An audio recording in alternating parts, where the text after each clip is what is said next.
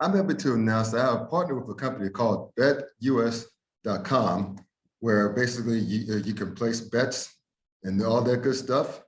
And as you can see here, you go to this particular landing page here, and if you use my promo code TKT for the Clown Times, you'll get 125% of the sign-up bonus. As you see there as well, and you can again use promo code TKT. You get 125% sign-up bonus, and you can win up to You can bet up to $2,500 by clicking this Join Now button right here. So you can see at the bottom, it's bet on the go. You can bet anywhere, anytime on your mobile device. Get your fast payouts, get paid immediately every time, and live betting, which means you can bet during the game, early and best lines. So remember, folks, go to betus.com where the game begins. Anywho, so all those games going on to the wire. You now have Cincinnati, LA Rams on paper. People are thinking ass whooping. But I caution people to say for this, man. People thought Cincinnati, even though they beat Kansas City early in the regular season, clinched the AFC North, albeit at home, coming from 14 points down twice in the process. Yeah. People thought Kansas City was going to wax that ass. Hey, me included. You know what? And watching the first half, I think, oh shoot, Kansas City's going to run these motherfuckers out of Arrowhead. I mean, seriously, I thought they were going to run them out of Arrowhead. But they were on the verge of doing so. And that final, I think we may have touched on it a little bit last week. Yeah, that final possession filled with arrogance. Yeah. You know what? I didn't think twice about that play, but I just thought it was points lost. But at that point in time, you're already up 21-10. You get the ball back. Yep. And the way that offense looked, I just thought they would get the ball back, drive downfield, score again. And be game over. Hell, if they would have scored a touchdown, game over. Yeah. 28-10 going to the half when Cincinnati had no answer on defense for them. None whatsoever. As soon as I saw them get that stop, when they ran, and when they went inexplicably to Tyreek Hill with two Bengals conversion on, well, Eli Apple got him, right? And finished off by the linebacker. With no timeouts, that's points lost. I was like, kick the field goal. I'm screaming at the TV, kick the field goal. Kick the field goal, yeah. You're talking about the final play of the first half, right? Yes. It almost looked as if Tyreek gave up on the end of that play. Because that tackle, in my opinion, was an arm tackle, a one-arm tackle by Eli. And it looked like he wasn't even attempting to make, he was looking to make the tackle, but it wasn't like he was making a hearty effort in my eyes, at least. Yeah. But I'm thinking, why is Tyreek trying to outrun this guy? Yeah. Run over this dude. You're at the one. Yeah. And you may not. The laws of physics will carry you at least closer than what you were. And the problem is that he didn't get close to the 1 yard line. He tried to get cute. He tried to get real cute with it. He tried to get cute. And so Eli got him. And then the linebacker came over and finished him off. Yeah. And he didn't try to get out of bounds. I'm like, dude, get out of bounds. You have no timeouts. You're at point blank field goal range at that point. Get some points. Get some points. He sat on the turf with the ball tucked in his arms, looking in the air like, what? Yo, no timeouts. Patrick Mahomes tried to call timeout. He'd be like, shit, we don't have timeouts. You don't have no more. So, yeah, as soon as we saw that play, I'm like, babe, I was like, telling my wife, I'm like, you know what? As outplayed as Cincinnati has been, they're only down by 11. By 11, yeah. They're only down by 11. They took Kansas City's best shot, and they're only down by 11. All because of arrogance. Yeah, so. All because of arrogance. Again, we said this, I think we may have said this last week, but boys and girls, let there be a LST. Never, especially on the professional level, but never, ever, ever, ever underestimate your opponent. To quote the great Chris Webber, run through the tape. Yep. Remember that quote. And life always run through the tape. Yeah. And that was an instance where the Chiefs did not run through the tape. Oh my God. And because of it, they're at the crib right now. And we're the what we thought of Andy Reid doing his tenure in Philadelphia as a guy who couldn't get out of the championship Sunday is starting to rear its ugly head again. Right. Especially in a situation where they were perennial favorites. Right. And they were up going into halftime in double digits and was getting the ball. But enough about these Chiefs. They're not in LA right now. That's it's the correct. Bengals, it's the Rams. Yes. Let's go ahead and give these dudes their flowers. Let's talk about it. And to your point, you talked about how the Bengals were underdogs against the Chiefs. They're coming in, according to Vegas, as underdogs to the Rams as well. I think the current spread is 4 points right now. Yeah, 4.5. Yeah. But my thing is this, right? We discussed it last night, Season Sports. We talked about who had the favorable matchups when you're talking about offensive pass games, offensive run games, special teams, coaching, or whatever. And in most of the categories, I said that the Rams had the advantage, right? But the one thing, and I know this is something Dre will most definitely correct me on, is that it's not necessarily who has the advantage. It's who's capable of making a big play when you need them to. Right. And in essence, I kind of referred to that as being, as much as I was hesitant to do so, I referred to it as being an intangible. Yeah. Right. Right. And it's an intangible. And the only reason why I labeled it as an intangible of the Cincinnati Bengals is because it's something that we've seen from them throughout the entire playoffs. Yep. Them getting a slight test in their first playoff game in 31 years at the crib, where it seemed like it may have been too big for them against the Raiders, but they were capable of holding on to beat them. Yeah, they almost blew that game. Yeah. Yeah, and then they go to Nashville, and people kind of question them and their validity, especially with the return of Derrick Henry, and not only that.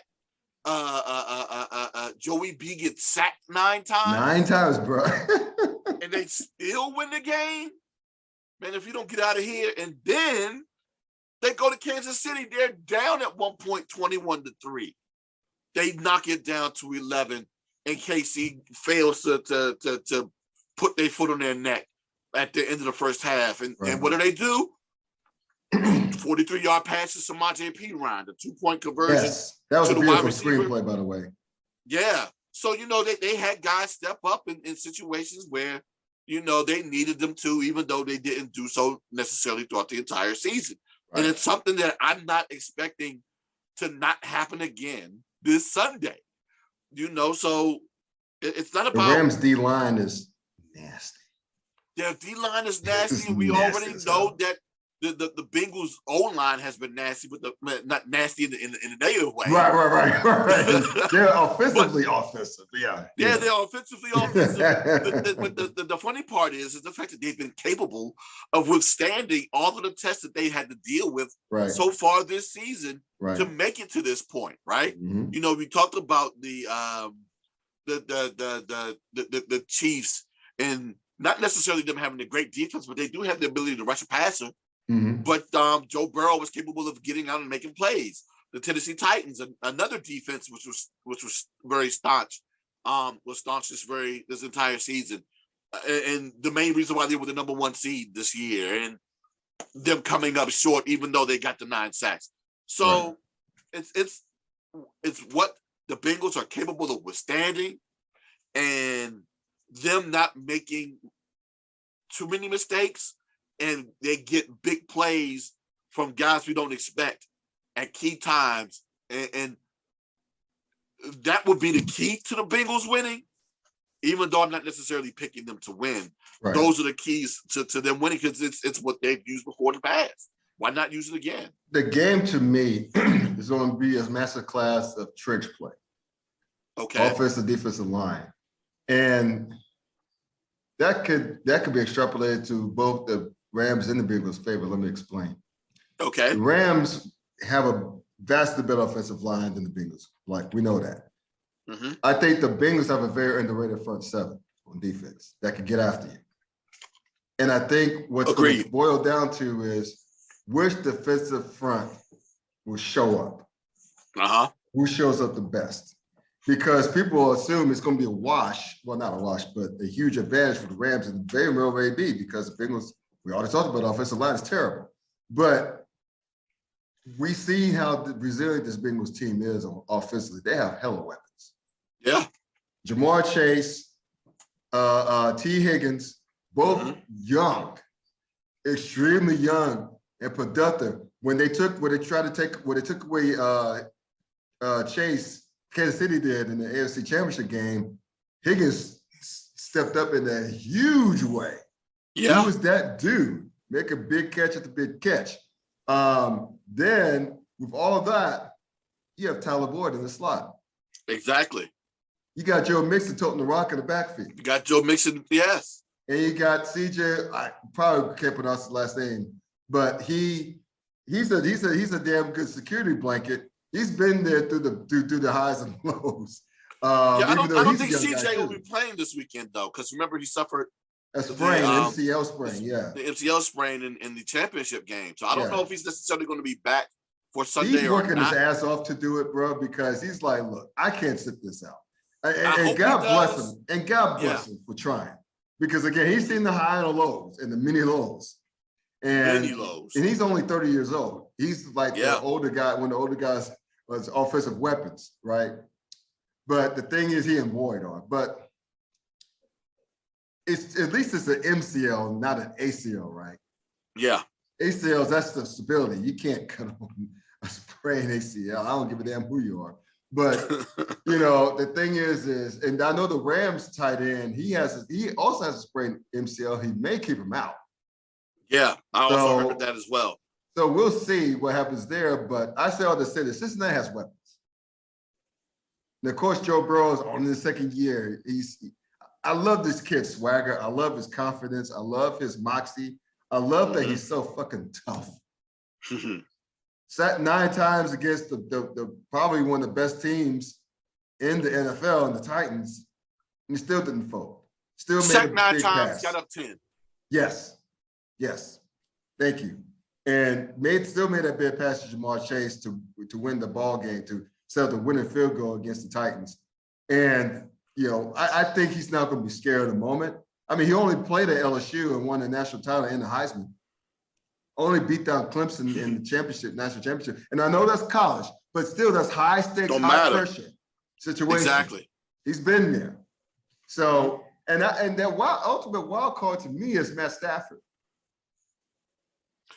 He's played well, but there were times where he would get the ball back to the other team because he's a gunslinger at heart, man. And he gave two balls back to the 49ers, like early on. See, that's the thing, though. Almost. So if you look at his stats, he actually kept himself respectfully clean in terms of his stat numbers. And in comparison to all the other quarterbacks that made it to the playoffs this year, he was ranked second in passing yards with a little bit over 900, 6 touchdowns to 1 interception. 4 of those touchdowns, of course, going to Cooper Kupp. But for him to come out of the 3 rounds of the playoffs with 1 interception speaks volumes, right? But the thing is, will we ever have an opportunity to get to see old Matthew Stafford? The only difference is, of course, he has a whole lot more help around him there in LA than he did in Detroit. Yeah. And my question is whether or not the Bengals defense is going to be capable of pressuring him enough to force him to make those mistakes.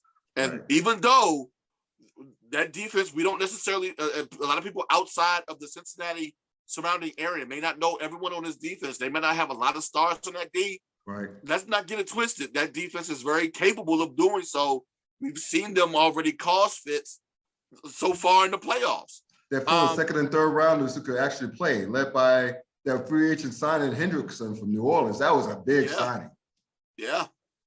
And Hendrickson, I think, is leading the team in sacks. I think you're correct. In the playoffs, it's either Hendrickson or let me see if I can get it real quick. Are you going to be nice to me? You want to take your time? Actually, you're being a little dirty with me right now. Here we go. This is what I'm looking for here. It's Sam Hubbard. Sam Hubbard is actually little old Hubbard. Okay. Yeah, he's actually leading the team in sacks during the postseason. Mm-hmm. But Hendrickson is right behind him with a half a sack. So between the two of them, you got 5.5 sacks. And then of course BJ Hill with his 1.5 and that interception, that key interception against the Chiefs a couple of weeks ago. Like I said, this defense can become opportunistic in spots, but the thing is, a lot of times those spots are when they most need them. Mm-hmm. So I don't need you to be dominant the entire game. Be dominant when I need you to be. And again, this game could be within reach for these Bengals, man. It's highly possible. Yeah, I'm not putting anything past these cats, man. I've seen them blow up my Steelers twice. I've seen them blow out the Ravens twice. I've seen them beat the Chiefs twice. Once in the regular season, once in the postseason at their place. Yeah, they're hella capable. Yeah, they're very capable. I'm not sleeping on them. So to me, it's going to come down. But I think gotta be realistic here. I'm picking the score. Mm-hmm. I think I don't think it's going to be high scoring. I think it's going to be not too old school, but I think it's going to be in the mid to low scoring range. I think both this is going to show up. I think that it's going to take a big play or two by whoever quarterback, whether it be Burrow or Stafford. But in the end, I have Matthew Stafford and the Rams winning 21-17 over a hard-nosed, like prime Bengals team, and what could go down as one of the better competitive Super Bowls in recent history. So I got 21-7 Rams over Bengals. 21-7? 21-17. 21-17. I'm sorry. 21-17. Right. Yeah. So you're going with the under. Yeah. Because the over-under is set at 40. I just looked at it. Is it 48.5? I don't think it'll be high scoring. I don't think it'll be high scoring. Yeah, the over-under is 48.5. Yeah, that's too many points. That's too many damn points. Because I have it at 44. Okay. With 24-20. Okay. Win for the LA Rams. My concern is, and it's something that they've had to deal with all playoffs long, is that they haven't put up a lot of touchdowns. Yeah. As talented as that offense has been throughout the regular season, they haven't put up a lot of touchdowns during the postseason. But you know what they have done? Whenever they've got close enough to kick those field goals, they walked away with 3. Yeah. It was rare that they walked away with none when they were down there within scoring range. So as long as they can get close enough to put up points, it's about outscoring your opponent. I don't care how you do it. If it's a bunch of field goals and a couple of safeties, as long as you got more than your opponent, you win. Yeah. So that'll be the thing to keep an eye out on too, is how many touchdowns will be scored by the Bengals, especially by that offense, and that's something that I'm going to be intrigued to see. Yeah. So shout out to just give a quick shout out to Trey Hendrickson. He finished the year with regular season with 14 sacks. Wow. See, I didn't realize. See again, Cincinnati Bengals. I'm not necessarily keeping an eye out on them. Who knew, right? Who knew? Right? Who knew? Right? So yeah, so you had a 24-20 Rams, right, over the Bengals? Yeah, I have a 24-20 Rams. I know Dre going to kill me, and I know if he's listening right now, he's most definitely going to let us know about this if the Bengals are capable of walking away with a win on Sunday. You know who their nation is going to be so insufferable if they end up pulling this off? And I live here, obviously. I mean, God, I mean, and like I said, Bengals Twitter has been lit the last few weeks, period. Yeah. Man, oh man, there'll be more grown men outside on the street crying, no matter how cold it is. I think on Sunday it's supposed to be in the 30s. Okay. And the lowest will be in the teens. So you're gonna be people freezing their ass off outside crying like babies when this happens. But if this were to happen. If it happens, should be, I think it's going to be very competitive. Like I said earlier, I think it's going to be very competitive. And, you know, I can't wait. I cannot wait. I just can't wait for it. So we'll see what happens there. Just stay in the NFL right quick. Before we move on, yes, sir. To your point, according to one of my favorite websites to look at as it pertains to NFL depth charts, ourlads.com. Don't know if you want them or not. What was that? I'm sorry. Ourlads, OURLADS, ourlads.com. Okay. They always have the most up-to-date depth chart, and they actually have the dates on there. So according to Ourlads, as of the 8th, which was yesterday at 8:01 p.m., they actually have CJ Uzomah as the starting tight end for the Cincinnati Bengals. So it looks like he will be playing. He's going to give it a go. Okay, yeah, because he's going to give it a go. Because he's kept saying throughout the last couple of weeks, he's like, I'm not sitting this out. I'm going to do whatever I can.